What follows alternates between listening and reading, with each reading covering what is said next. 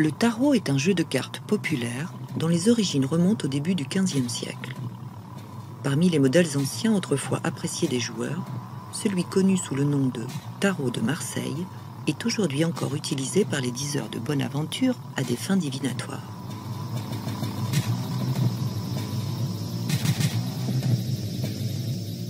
Comme tous les tarots, ce type particulier comporte, en plus des couleurs traditionnelles, une série de 22 cartes, les atouts. En raison des figures étranges dont ils sont ornés, ces atouts suscitent depuis des siècles un puissant pouvoir de fascination. Que signifie-t-il? Qui les a créés? Dans quel but?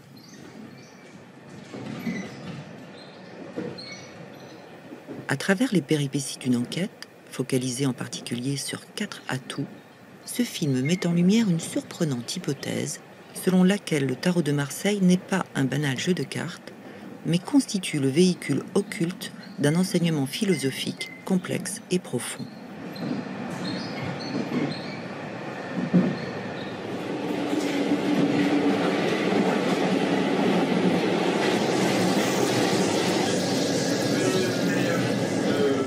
L'unique musée français de la carte à jouer se trouve à Issy-les-Moulineaux, près de Paris. Nous y rencontrons Thierry Depolis, qui est historien, spécialiste des jeux.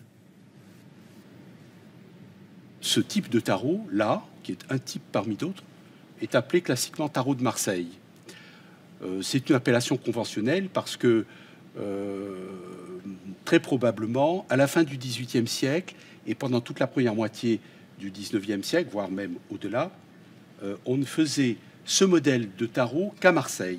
Et donc, les gens ont pris l'habitude de l'appeler tarot de Marseille. Mais en fait, on distingue derrière ces cartes une origine italienne. Nous sommes nombreux à penser, et ce n'est pas un trait propre aux cartomanciennes, que ces cartes, donc les atouts, forment une espèce de série avec un sens. Alors, on a essayé de comprendre un peu ce qu'étaient ces cartes. Voilà le chariot aux mystérieuses initiales VT, la tempérance que nous voyons ici avec ces 2 vases qui lui permet de transvaser de l'eau dans du vin, puisqu'elle est censée mettre de l'eau dans son vin et tempérer. Et puis nous trouvons ensuite la carte du monde, si typique de ce tarot de Marseille, avec cette mandorle, les symboles des 4 évangélistes, qui n'apparaissent pas dans d'autres types de tarot de fait, et ça semble être une particularité du tarot de Marseille. Alors tout ça nous intrigue en réalité parce que on a perdu les clés de ces choses-là, et quand on se préoccupe de comprendre l'origine de ces cartes, il faut plonger dans l'univers graphique du XVe siècle. On n'y échappe pas. Les manuscrits, les gravures, il y en a déjà, les écrits du XVe siècle pour essayer de réunir les éléments d'une compréhension, et il n'est pas dit qu'on y arrive.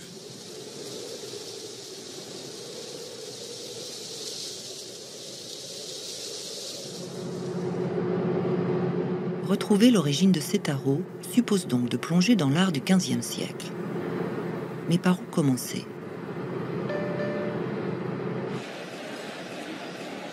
De Paris, nous partons pour la Hongrie. C'est un article paru en 2007 dans la presse hongroise qui nous pousse dans cette direction. Une restauratrice d'art, travaillant sur des fresques récemment redécouvertes au château d'Esztergom, à 50 km au nord de Budapest, venait d'annoncer avoir reconnu dans l'une de celles-ci la main d'un des plus grands maîtres de la Renaissance, le peintre Sandro Botticelli. Or, cette fresque présente des ressemblances frappantes avec un atout du tarot de Marseille, la tempérance. Sur le chantier de restauration, dans les profondeurs du château, nous sommes reçus par la restauratrice Susanna Wierdel.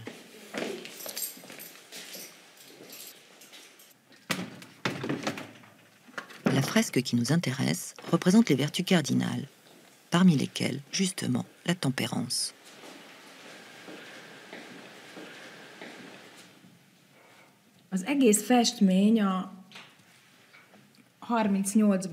Cette fresque a été déterrée en 1938, ce qui signifie que ce cabinet de travail ainsi que la chapelle sont restés 340 ans sous terre. föld alatt volt. Les couches supérieures de la fresque, recouvertes de repeints tardifs, très abîmées par le séjour sous terre, ont été nettoyées, ce qui a permis de révéler la très belle couche de préparation sous-jacente que nous découvrons aujourd'hui. L'observation directe de la fresque confirme bien le rapprochement que les photos publiées dans la presse nous avaient laissé entrevoir. Nous présentons la carte de la tempérance à Susanna Virdel. Oh. Étonnamment, celle-ci n'avait jamais fait le rapprochement entre cette image populaire Carino. et le chef-d'œuvre qu'elle s'applique à restaurer. Marha jó. C'est impressionnant. Ez a temperancia. Regardez cette tempérance-là. Nézzük csak meg, C'est la hogy même ugyanaz a position. pozíciópont. Elles sont identiques. Szinte C'en est presque hihetetlen. incroyable. Elképesztő. Nézzük csak meg teljesen ezt a La kártyát. tempérance de la carte a la même position.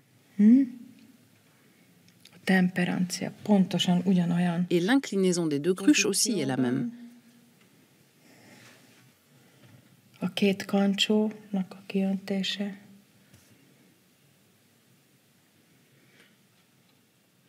Et c'est aussi le même type de cruche. Celle-ci et celle-ci. Elles sont identiques.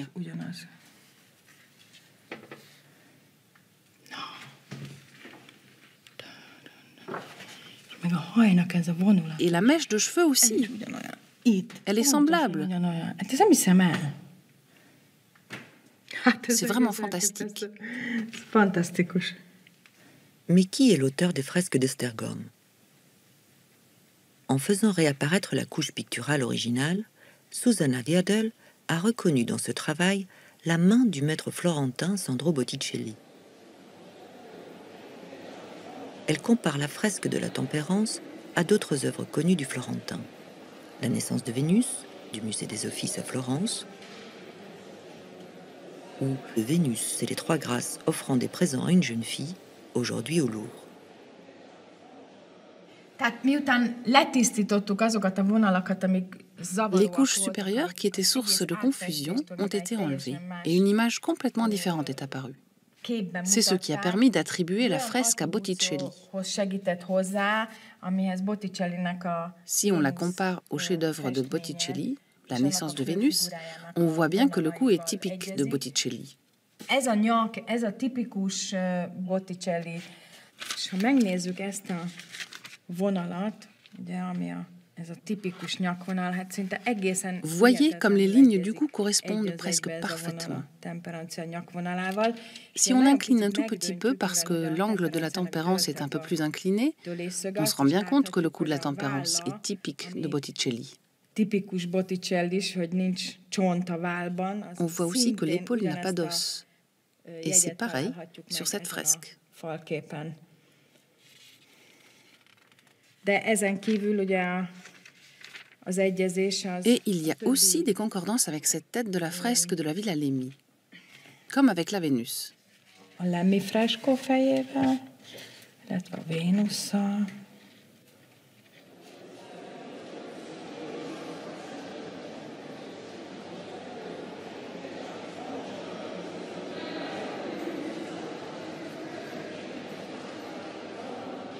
Il y a bien un air de famille entre la tempérance du château d'Esztergom et celle du tarot de Marseille. L'attribution de Susanna Virdel, si elle est juste, constitue l'indice d'un rapport entre le tarot de Marseille et Botticelli. Dans ce cas, d'autres correspondances devraient pouvoir être identifiées. Pour nous en assurer, nous passons en revue les œuvres connues du maître florentin.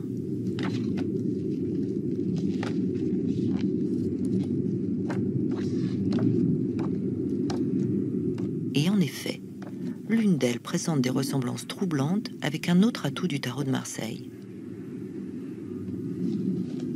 Il s'agit d'un dessin de grand format conservé à Berlin. En voici une reproduction grandeur réelle. Nous le réduisons à l'échelle d'une carte de tarot de façon à mettre en évidence les correspondances avec le 15e atout du tarot de Marseille, le diable.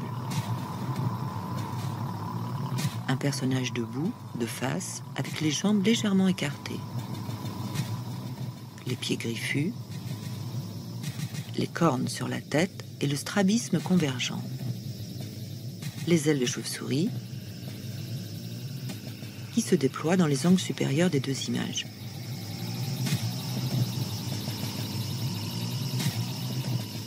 Mais surtout, le centre des deux compositions.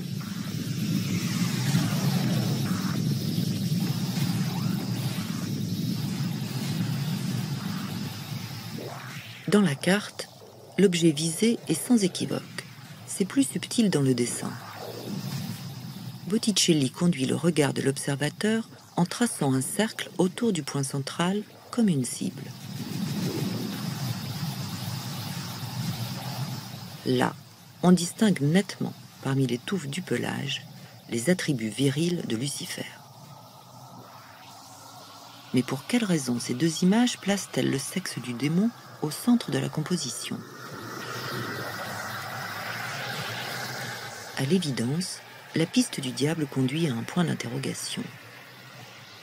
En attendant d'y revenir, il nous faut retourner au point de départ, en partant d'un autre atout.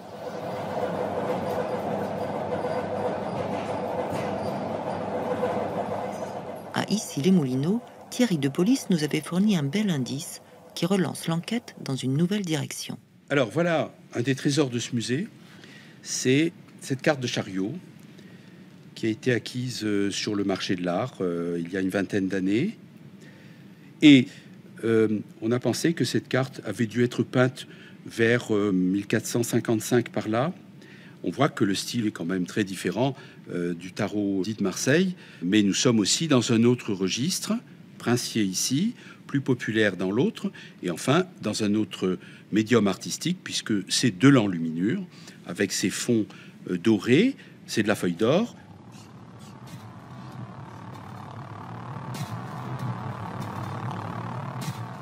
Ce qui frappe le plus dans cette carte, c'est que sa composition graphique est la même que celle du 7e atout du tarot de Marseille, le chariot.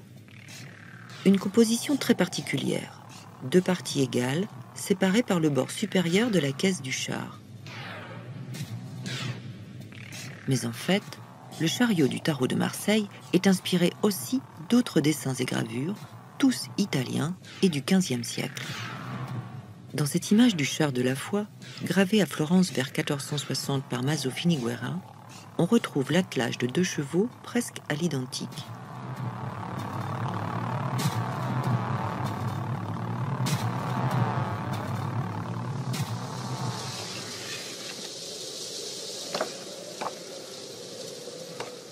La ressemblance est également saisissante avec cette esquisse du Vénitien Jacopo Bellini, un char de triomphe dessiné vers 1441.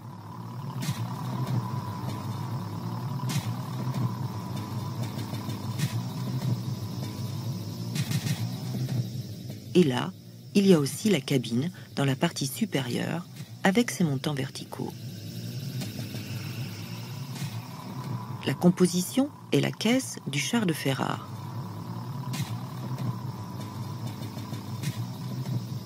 Les chevaux de Finiguera,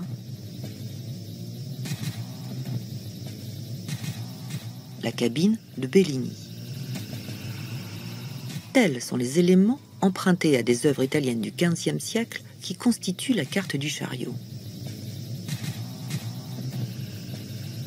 Il y a quand même quelque chose d'intrigant. Dans aucun de nos modèles, on ne trouve trace du jeune conducteur de la carte du chariot. Que peut donc bien représenter ce jeune homme conduisant son char?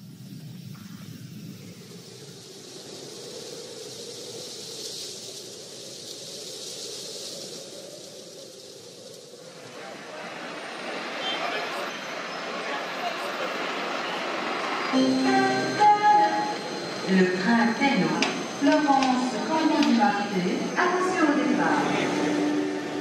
Puisque le tarot de Marseille est originaire d'Italie, c'est là-bas que nous avons le plus de chances de trouver la réponse à cette question. En Italie, et plus précisément à Florence.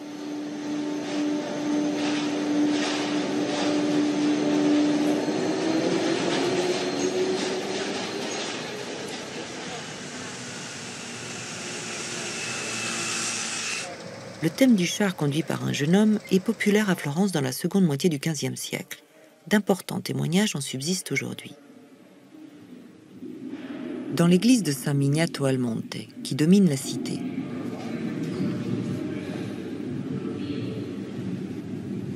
là, sur le tombeau du cardinal du Portugal, construit entre 1461 et 1464, un bas-relief montre le jeune homme dirigeant son char.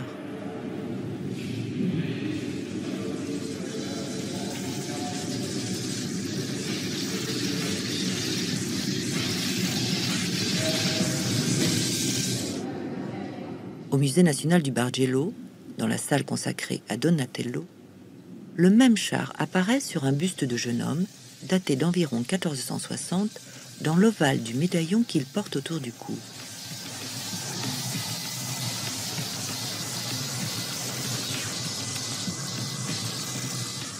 Que pouvaient donc bien signifier à cette époque ces représentations de chars ?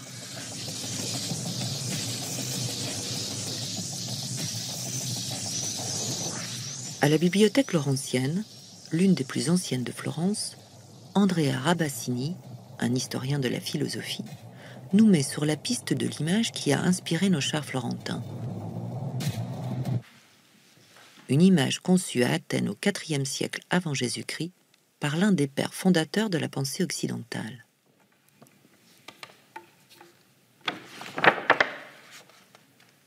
Questo codice greco contiene tutte le opere. Ce manuscrit grec contient toutes les œuvres de Platon avec d'autres écrits. Ecco qui. Phaèdre. Voilà, Sul bello. ici le Phèdre sur le beau. Dialogo di Platone nel testo. Donc le dialogue de Platon dans le texte original grec. E troviamo in queste pagine un mito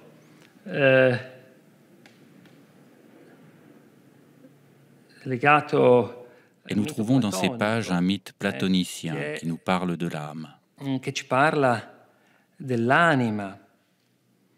L'anima che è descritta come un carro. L'âme y est décrite comme un char ailé, dirigé par un conducteur et qui est tiré par deux chevaux.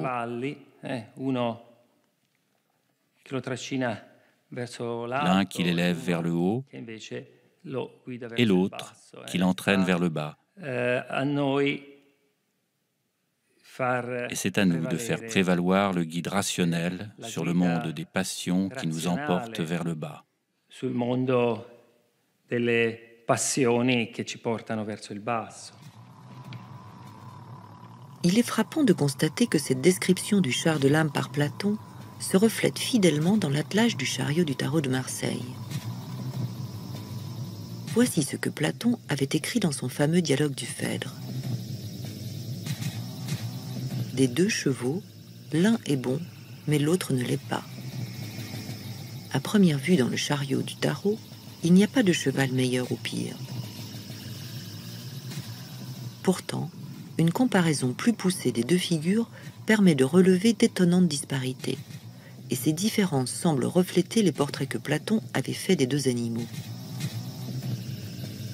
Le premier, avait écrit Platon, tient la meilleure place. Il est droit, il a les formes bien dégagées.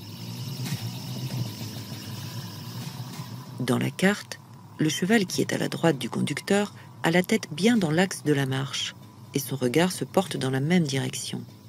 Il est bien proportionné, ses oreilles sont droites. Le second, au contraire, avait encore écrit Platon, est de travers, épais, de forme grossière, la tête massive, le col court, la face plate, le teint terne, les yeux glauques et veinés de sang, les oreilles velues et sourdes. Dans la carte, le cheval qui se tient à gauche du conducteur tourne la tête perpendiculairement au sens de la marche, comme un animal rétif. L'un de ses yeux est fermé, tandis que l'autre est exorbité. Ses oreilles, couchées sur la tête, font craindre qu'il s'apprête à ruer. On dirait que celui qui a dessiné cette image a cherché à transposer dans la carte la description de Platon.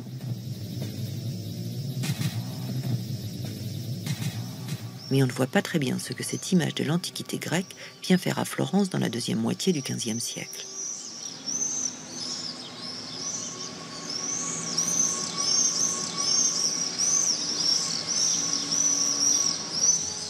En réalité, la réapparition du char à cette époque ne doit rien au hasard. Elle est le fait d'un personnage qui n'est plus connu aujourd'hui que par quelques spécialistes. Un certain Marsile Ficin. Pourtant, au temps de la Renaissance, quand Florence était au sommet de sa splendeur, cet homme était l'un des plus grands savants. Fils de médecin, il était entré dans sa jeunesse au service de Côme l'Ancien, le fondateur de la dynastie des Médicis. Il demeurera toute sa vie durant lié de près à la famille qui régnait sur Florence et entretiendra même une relation amicale avec Laurent le Magnifique.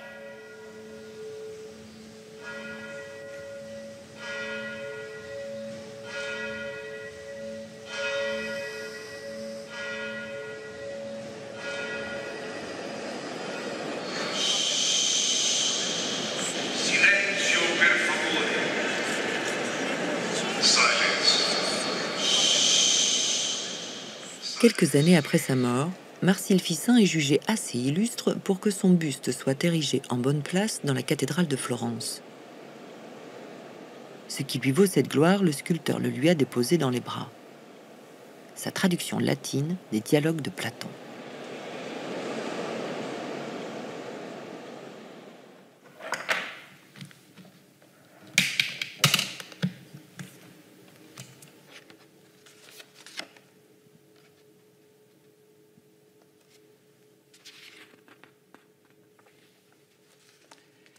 Marsile Ficino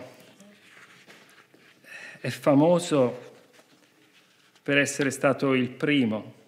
Marsile Ficin est célèbre pour avoir été le premier à traduire les œuvres complètes de Platon du grec en latin. Et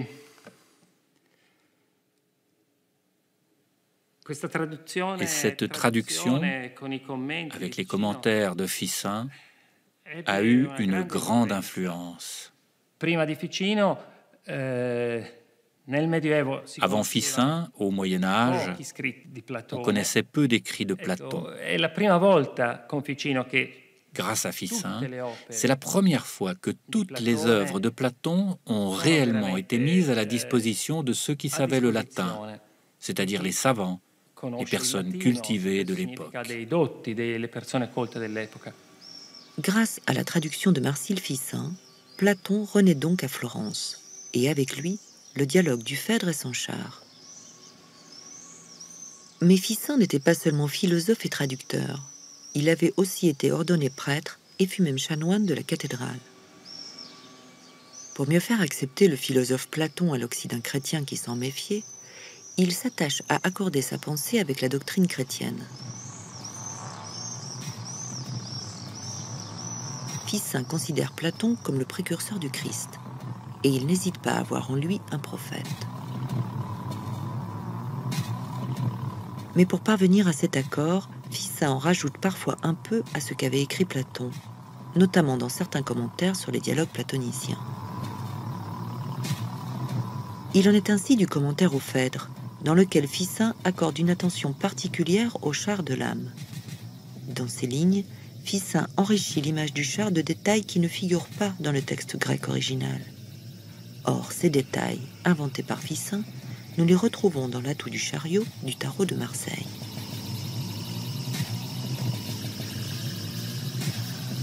Ficin écrit notamment que la tête du conducteur est à la fois une et dédoublée. Dans la carte du chariot, on voit deux masques sur les épaules du conducteur, dans le prolongement de la tête, comme si celle-ci se dédoublait.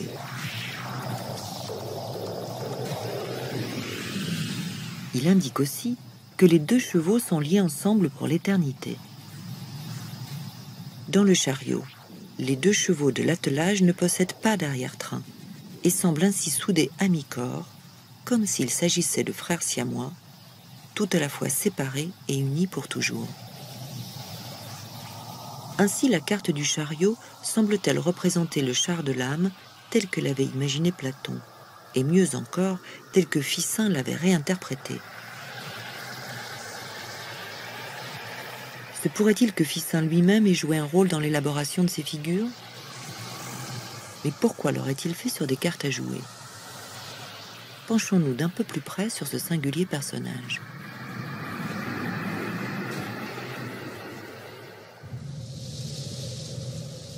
Nous roulons vers le village de Careggi, sur les hauteurs qui dominent Florence. La famille de Franco Mercatelli vit depuis le XVIIe siècle dans le voisinage de la maison de Marsile Ficin, que voici. La demeure a subi d'importantes transformations au fil des siècles et des travaux nous en interdisent l'accès. Ce petit domaine avait été offert à Ficin par Côme de Médicis pour le récompenser de ses traductions. C'est peut-être ce lieu que Ficin évoque dans son introduction aux œuvres de Platon, un lieu qu'il appelle l'Académie. L'Académie platonicienne était un cercle d'éminents personnages de cette époque. Laurent de Médicis, Marsile Ficin, Pic de la Mirandole et bien d'autres encore qui se retrouvaient là pour discuter de Platon. Et c'était un lieu agréable, très plaisant. Dans son introduction aux œuvres de Platon, Ficin évoque les activités de cette académie.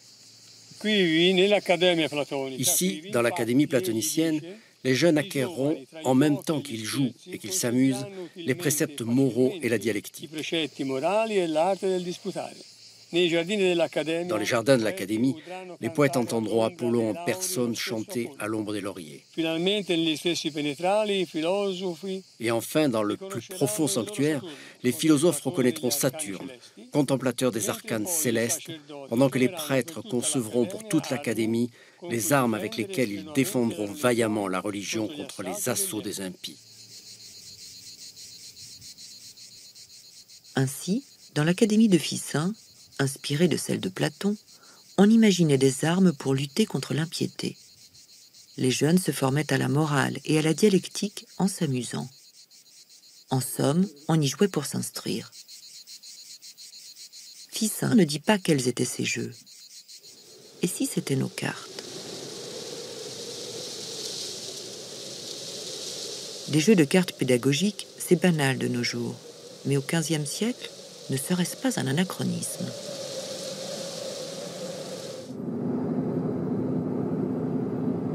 Nous partons pour Milan. Au cœur de la capitale lombarde, dans le château des Sforza, la collection d'estampes Achille Bertarelli conserve un ensemble remarquable de cartes à jouer, dont certaines datent de la Renaissance.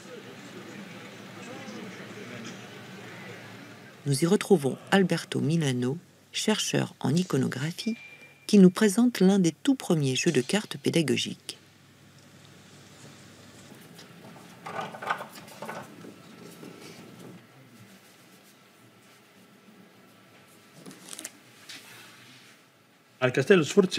Au château des Sforza se trouve un jeu de cartes très particulier. Le jeu est daté de 1515.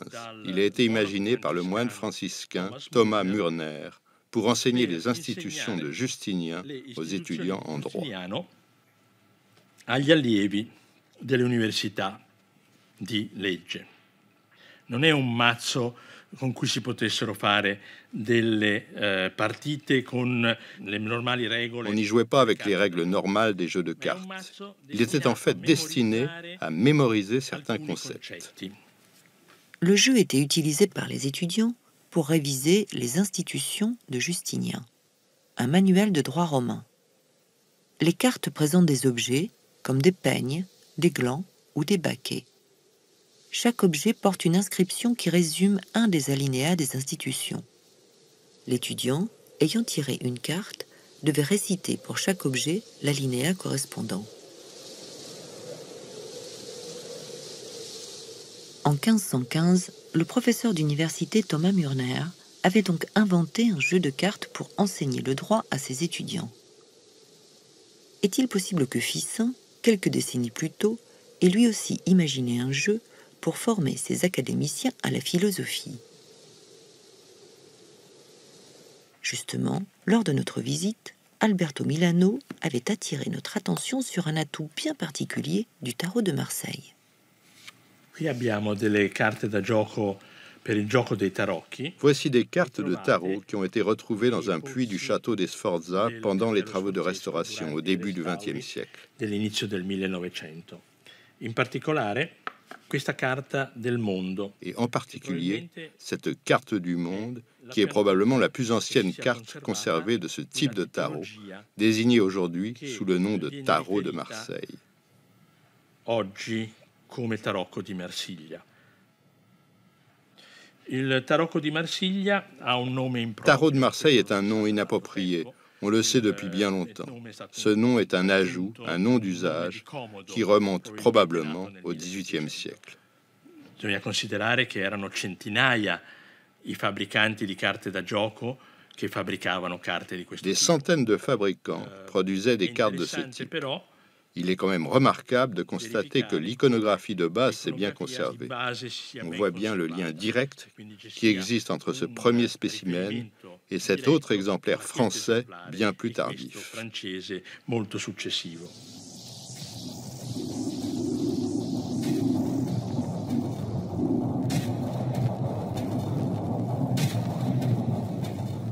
La figure complexe que porte cet atout 21 du tarot de Marseille, le monde, nous procure un indice supplémentaire de l'implication de Marcille Fissin dans la création de ce jeu.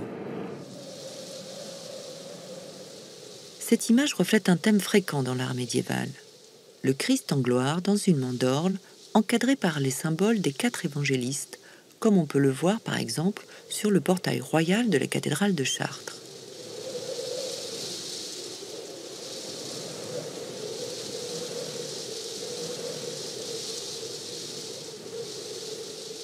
Mais elle mêle à cette figure une autre source, non plus médiévale, mais antique. La figure du dieu orphique Phanès, l'androgyne qui naît de l'œuf du monde. Ici, sur un bas-relief d'époque romaine, conservé au musée de Modène. Or, nous savons que Marcille Fissin cherchait à opérer la synthèse entre le christianisme et les théologies de l'Antiquité. En fait, il semble bien que la carte du monde représente l'âme délivrée du corps, telle que Fissin l'a décrit dans son traité sur l'immortalité des âmes, la théologie platonicienne. Selon lui, l'âme, une fois qu'elle s'est dévêtue de son enveloppe corporelle, s'élève et devient capable de gouverner les 4 éléments de l'univers. Cette âme libre et toute puissante, Fissin la compare au Fils de Dieu et la qualifie d'âme du monde.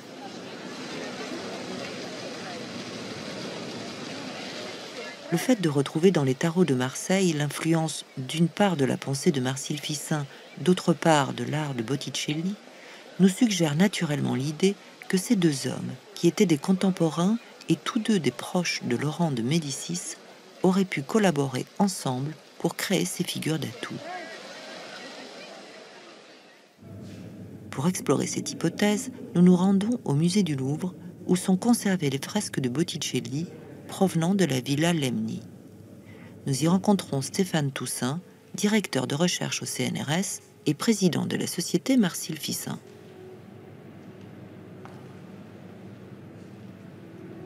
Voilà, nous sommes avec cette fresque en 1484-1486 dans une villa des collines de Florence, appartenant à une famille apparentée à Laurent le Magnifique, très intime de Laurent le Magnifique même. Quel meilleur exemple que cette fresque pour témoigner de la fusion des idées de Marcille Fissin et de l'art de l'époque, en particulier de Botticelli, puisque cette fresque est signée de Botticelli. Nous avons ici les 3 grâces, la jeunesse, habillée de vert, la joie représentée en blanc candide, la joie d'une âme pure, et ici, en jaune, à l'image d'un soleil éclatant, la splendeur ou la gloire. Pour Marcille Fissin, notamment dans son traité sur la vie, le traité De Vita, écrit en 1489, et ailleurs dans des lettres que Marcille Fissin envoyait au cercle de ses amis florentins, on considère que le culte des grâces, le culte rendu aux grâces, est un élément fondamental et central à la fois de la vie intellectuelle et de la vie sociale. quelle plus belle illustration de la migration des idées et surtout de l'incarnation des idéaux ficiniens et néoplatoniciens dans la société florentine de l'époque. La pensée de Marcille Ficin influence donc l'art de Botticelli. Par quelle voie cette influence a-t-elle pu s'exercer? Et surtout, dans quel but? Une chose est certaine, Ficin avait pour principe et pour idée de diffuser sa philosophie et d'appliquer sa philosophie de manière très concrète. On a considéré longtemps Ficin comme un personnage abstrait de la réalité, vivant dans un cercle élitiste, sans contact avec les artisans, les artistes, les ingénieurs, l'homme courant de la vie florentine. En réalité, on sait maintenant que Ficin avait des contacts et des amitiés avec des artisans et des artistes. Je crois que le plus bel exemple que l'on peut citer à cet endroit est l'attention avec laquelle il avait pris soin de faire réaliser un certain nombre de talismans, d'horloges qui permettaient d'illustrer sa philosophie. À savoir que pour Ficin, l'harmonie céleste peut se traduire dans des œuvres destinées à la contemplation du philosophe ou de l'homme en général. Dans son De Vita de 1489, Ficin donne même des recommandations sur la façon dont il faut vivre en possédant autour de soi des objets qui représentent et qui retransmettent cette harmonie. Ça peut être des talismans magiques, ça peut être des représentations d'emblèmes, et dans ce cas, même s'il n'en parle pas dans le De Vita, des tarots ou un jeu de cartes pourraient éventuellement faire partie de cet arsenal, mais il n'en parle pas lui-même. Et il parle surtout d'une horloge, une horloge zodiacale, réalisée par un artisan qui s'appelait Della Volpaia, et que Ficin cite parmi ses amis. C'est très important.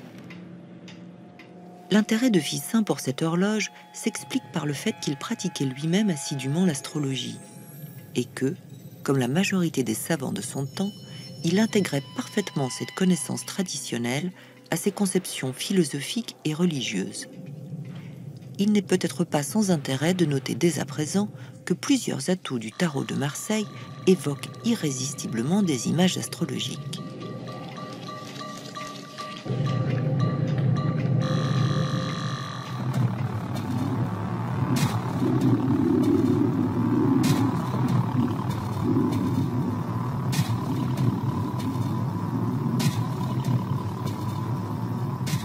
Reprenons à présent la piste du diable. Alors, pourquoi le sexe du démon est-il au centre de l'image dans la carte du diable, comme dans le Lucifer de Botticelli? Le dessin de Botticelli est une illustration pour la Divine Comédie de Dante. Dans ce poème en 3 volets, Dante avait raconté son voyage initiatique sous la conduite du poète latin Virgile, à travers l'enfer, le purgatoire, puis le paradis. Dans la scène qui nous intéresse, Dante et Virgile ont traversé les cercles successifs de l'enfer. Ils se retrouvent au centre de la terre, face à Lucifer.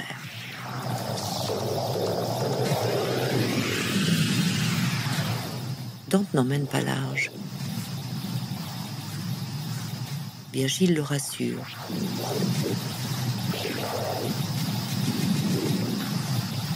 Virgile prend Dante sur son dos pour descendre.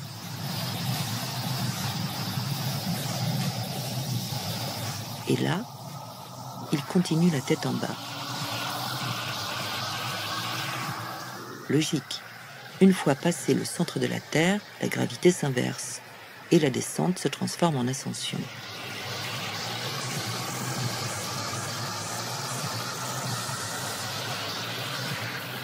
Si Botticelli place le sexe de Lucifer au centre de la Terre et au milieu d'une cible, c'est pour souligner le lien qui existe entre la sexualité et la damnation. Le point d'attraction de toute matière pesante représente la puissance presque irrésistible du désir physique, et c'est un point qu'il faut dépasser pour rejoindre le purgatoire, puis le paradis.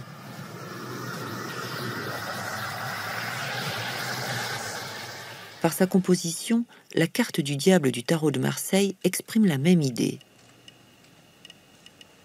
Mais dans la carte, à la place de Dante et Virgile, nous avons deux prisonniers. Qui sont-ils? À nouveau, Platon et Ficin nous mettent sur la piste. Le mythe de la caverne, imaginé par Platon, met en scène des prisonniers ligotés au fond d'une grotte obscure, qui ne voient le monde qu'à travers des ombres déformées et qui prennent ces projections confuses pour la réalité. Ce récit est généralement interprété comme une représentation du caractère illusoire de la perception par les sens. Mais Ficin mêlait au mythe de la caverne des visions chrétiennes de l'enfer qui étaient celles de son temps. Certains de ses écrits en portent témoignage. En 1495, il publie ses lettres. Celle-ci est datée de 1480. Là, il raconte le mythe de la caverne.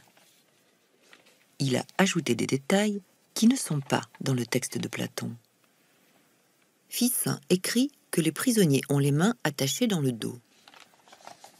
Ce n'est pas dans le texte de Platon.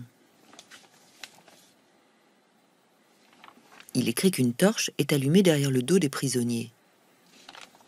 Et ça non plus, ça n'est pas dans le texte de Platon. Par contre, les mains liées, la torche allumée, nous les retrouvons dans le diable du tarot de Marseille. Dans une seule et même image se trouve fusionné l'enfer chrétien et la caverne de Platon. Marcille Ficin, en raison de l'originalité de sa pensée et de ses écrits, avait attiré sur lui les soupçons d'hérésie et de magie. C'est avant tout grâce au soutien de Laurent le Magnifique qu'il échappa à la condamnation par les autorités ecclésiastiques. De telles menaces permettent sans doute d'expliquer pourquoi le créateur du tarot de Marseille ne s'est jamais vanté publiquement de son invention.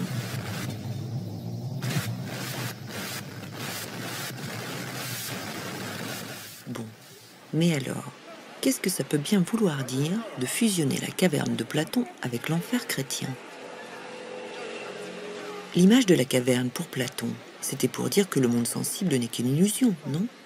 Quel rapport avec l'enfer?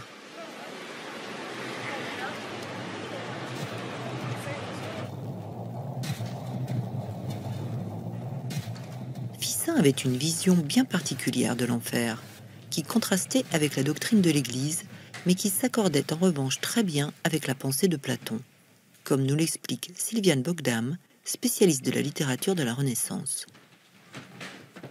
Nous sommes à la bibliothèque de l'Arsenal, à Paris.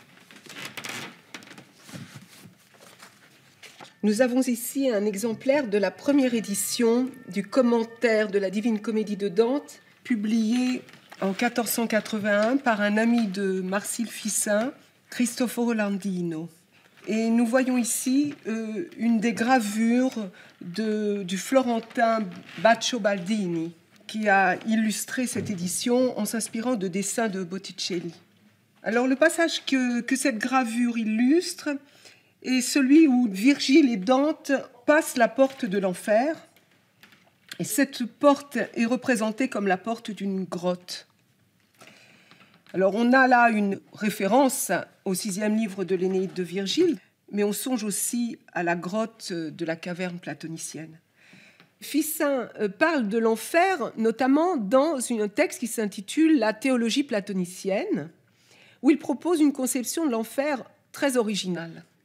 Pour Ficin, l'enfer n'est plus un lieu matériel, mais il n'est pas non plus seulement un lieu allégorique comme il est pour un poète latin comme Lucrèce. Pour lui, l'enfer, c'est un état de l'âme après la mort. C'est une prison psychique dans laquelle le damné est condamné à vivre éternellement parmi les illusions auxquelles son âme s'est adonnée pendant son existence terrestre. L'enfer, c'est donc un lieu imaginaire. C'est un monde de ce que Ficin appelle des simulacres. Mais c'est un monde de simulacres que le damné ne peut pas reconnaître comme tel et dont il est prisonnier. L'enfer ficínien, c'est un cauchemar. Mais c'est un cauchemar dont on ne se réveille jamais. C'est pour ça, je pense que l'enfer de Ficin, c'est la caverne, puisque l'enfer, c'est un monde de simulacres que l'on ne peut plus identifier comme des simulacres, qu'on prend pour des réalités, de la même manière que la caverne de Platon, c'est une prison dans laquelle l'homme de la caverne est enfermé parce qu'il ne sait pas identifier le monde sensible pour ce qu'il est, c'est-à-dire une simple image, et que, du même coup, il n'a pas le désir de se retourner, de se convertir vers la lumière de la vérité et vers le principe de cette lumière qui, pour un platonicien comme Ficin, pour Platon, le premier, est le bien.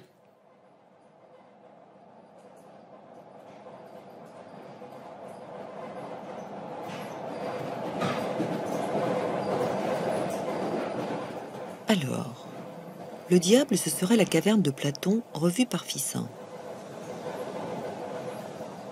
Le chariot, ce serait le char de l'âme de Platon revu par Ficin. Et au fait, la tempérance, c'est quoi? Et le monde? Et les autres cartes?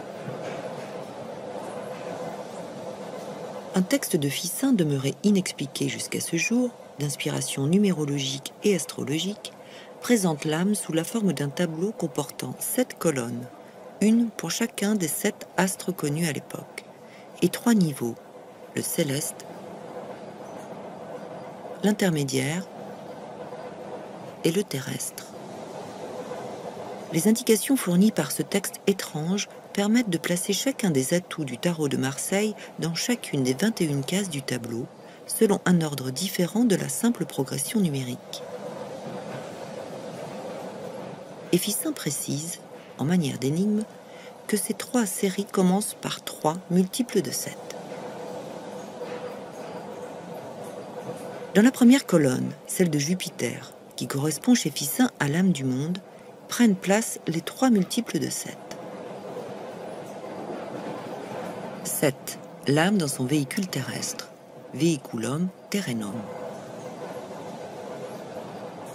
2 x 7, 14, l'âme intermédiaire entre le céleste et le terrestre.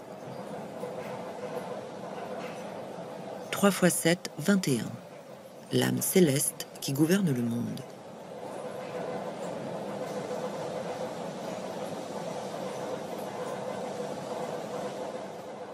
Suit la colonne de Mars, masculine et violente.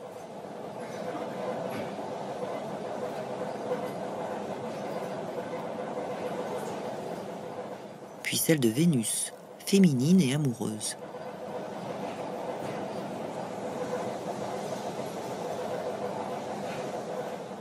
Celle du Soleil et de la Lune conjugue le féminin et le masculin, le jour et la nuit, l'action et la contemplation.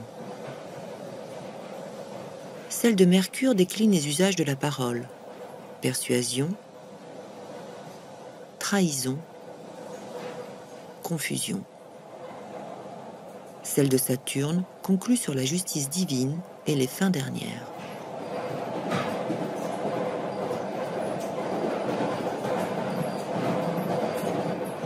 Selon cette grille de lecture, la série des 22 atouts du tarot de Marseille apparaît comme une synthèse de la pensée philosophique, religieuse et astrologique de Marcille Ficin.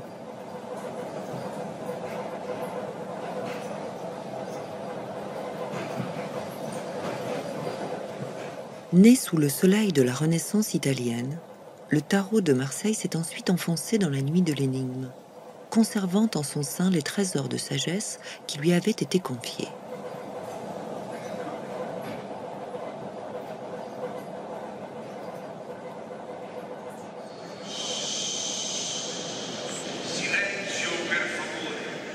Les cartes sont bien loin d'avoir livré tous leurs secrets. Qui sait si les dernières clés du tarot dit de Marseille ne restent pas enfouies dans les écrits de Marcille Ficin.